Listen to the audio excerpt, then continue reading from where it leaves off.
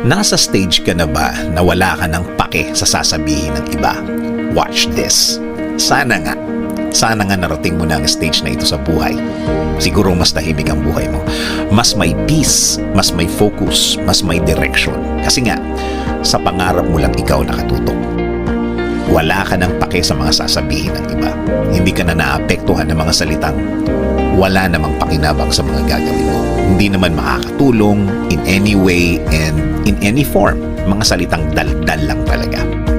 Samahan ang mga taong pinili kang makasama. Dahil ang mga taong ito ay willing magbigay ng oras. Oras na pinili nilang i-share sa'yo. Oras na pwede mong asahan sa mga support na kailangan mo. Support na hindi mo makahanap sa ibang tao. Sa stage ng buhay mo na yan, alam mo na ang mga taong insecure na ito ay mga taong may itinatago sa buhay nila.